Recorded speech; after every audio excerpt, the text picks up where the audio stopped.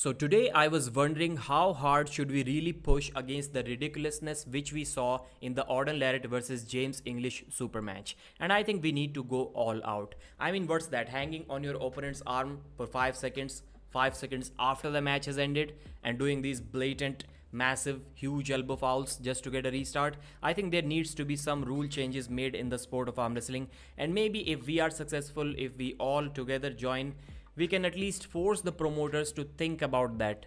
We should let them know. Without us, maybe they don't know that this is a problem that exists for the fans and also for some of the athletes, especially the ones who are on the suffering end of these problems, of these loose rules that we are giving the athletes as of now. So today's video will mainly discuss three subjects. Number one, what's next for Oordin Larratt. Number two, or number one, this topic will be covered first. What James English could have done differently before the match and also during the match to get some better results. And finally, we'll discuss these couple of rule changes which need to happen in my opinion, and I'll give the reasons why. So Oordin Larratt defeated James English at the East vs West Challenger Series event with a score of 3 pins to 1. And once James was tied to Oordin in the third round, he proved that he has the strength to even potentially win this super match in the future, if not yesterday. And Oordin proved that his experience was way too much, and also his top roll was too good, which brings me to my first point. James should have learned to slip better and to slip against better, stronger top rollers. I'm not sure if he did that or not, but that proved to be a problem in a couple of rounds where Oordin got some easy wins with flash top rolls, and he didn't even let James get to the straps to use his power, to utilize all of his power. So slipping against better opponents. Number two, practicing in an advantageous position. Usually I see even the experienced arm wrestlers go completely opposite of what I believe from my bro science experience. And my bro science experience tells me that if you are going up against someone like Devon or Oordin, who you know is going to try to take everything away from you in the setup, then arm wrestlers are like, I need to practice this way in a disadvantageous position. And I'm like, no, you need to do the opposite of that, because that way you're just allowing them to take what they want to take even more easily because you've trained that way, and that should not happen. So the reason, the thing that you need to do, or James needed to do, is practice in advantageous positions. Just focus training days on not letting the stronger guys get a grip that they want. Take fouls. Taking fouls is better than taking a loss. That's just my opinion, but not those fouls which we are going to talk about later in this video. So the worst that could have happened to James if he just all out tried to bully everyone in the setup is that Oordin didn't allow that, and especially the referee didn't allow that. So in that situation, the worst that he would have gotten is a straight grip, a fair grip, which is still better than what he was getting against Oordin in at least 3 of those 4 rounds which happened yesterday. And the third round, where James got the stop, I know there was that adrenaline rush. He was he was clearly pissed off by Oordin's trash talk, and he wanted to let all of that anger out on Oordin, which he clearly did. He was cursing and shouting at his face. I get the adrenaline. You need to do that. But the better option would have been to just hold Oordin there and tire him out. I know Oordin is too experienced, and his father was in his corner, who would have told him to lay down and not waste energy. So 90% Oordin wouldn't have fallen for that trap. But maybe if he did, or even if he didn't, then at least James could have said that I made you pin yourself. Your father says that if you can make someone pin themselves, then that's the ultimate form of victory. So he could have at least had that point, and it would have been much higher than just pinning him, smashing his arm down to the pad. So what's next for Oordin Larratt? Focus on arm strength. Because as of now, we see that the only problem, the only weakness that Devon had in his game was his arm strength. His hand was even stronger than Levan in the first round. As unbelievable as it may sound, this was the truth, at least for the first round. So Oordin's hand looks to be equally long, but much more thicker than Devon Larratt's hand, and I'm sure that is going to be his strength as well.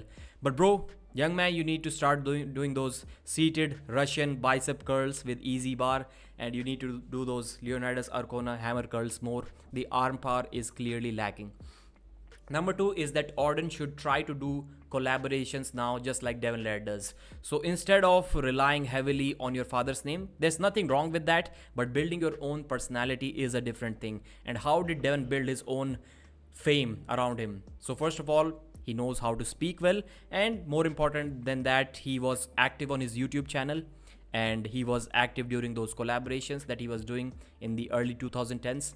Oordin Larratt is famous enough, he's big enough, he's strong enough to at least do them at a lower level and inspire thousands, hundreds of thousands of new teenage arm wrestlers to join the sport, teenage boys to join the sport. That's what he should be doing at this point. No more easy matches. No more matches against guys who weigh 40 pounds or 20 pounds lighter than you with much less experience. It is just not going to be acceptable from now on. I know Devon keeps on saying that the kid is only 19, but there have been many arm wrestlers who were world champions, WAF world champions in the seniors division while 19 and less experienced than Oordin Larratt. So age at this point should become less of an excuse, which I have seen being used many times when it's considering Oordin Larratt. So matches like, let's say, Artem Ternenko. He's lighter, but he's much more experienced and a well-established name. So these are the kind of matches that Oordin should be taking. Last year, we tried to project the Abbas Rana super match, and Oordin got to know about that. Devon knows about that suggestion, but they didn't accept that match for whatever reason. Abbas Rana is 5 inches shorter. He's 5 kilos lighter.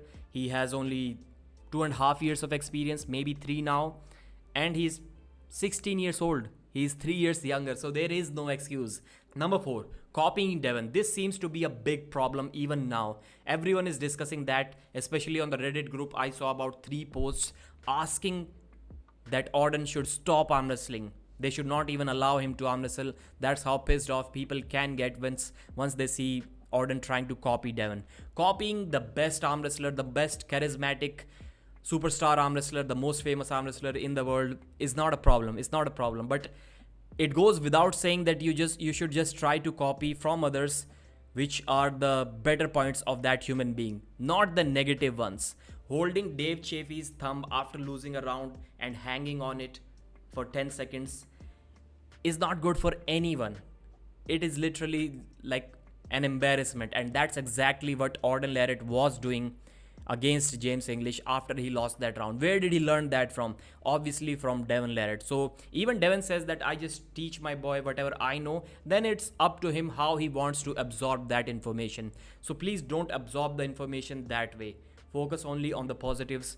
Devon has that killer look on his face, and trash talk suits on that look. Oordin does not have that. What James English did trying to get a restart, and he's not the only one, but I'm addressing this because this is a more hot, more popular topic, so people are going to pay more attention to that. So he got stopped by Oordin. He was about to get pinned, and he did this massive 10, 12, 15 inch elbow foul, and he got a restart.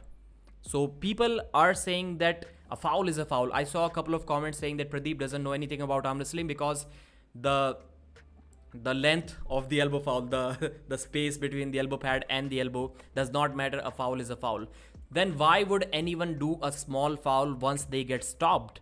My question is, if somebody flops my wrist and I'm in this position, why am I not pushing straight upwards and lifting my elbow 10-15 inches above the pad to get a restart?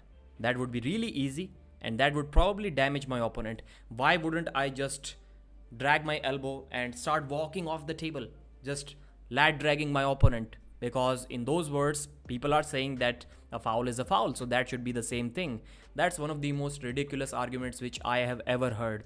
I mean, Neil Pickup is the last person in this world to acknowledge that he needs to change something, and after that Uncle John's javelin move thing, after we pushed really hard against that, he made a change in his rule set. From now on, such massive elbow fouls at arm wars will result in a straightaway loss for that one particular round. And this is something that needed to happen in this match as well. Now the second thing, what Oordin Larratt did. After the round is already over, and even before the rounds, just pinning your opponent, and he's not trying to arm wrestle, especially once you are in the straps. He cannot get away, pinning him constantly. And after the match is over, what Devon did to Dave Chaffee, now Oordin is doing to James English. That is one of the most idiot and stupid things that I have ever seen. It is not trash talk, it is not getting in your opponent's head, it is just pissing off the fans even more than your opponent. This should be at least a foul in the next starting round. And do these things and Oordin will stop doing that. Devon will stop doing that. If we believe, we all believe, not just me, that this is absolute stupidity, it's ridiculous and it needs to stop. Thanks for watching, like the video and subscribe.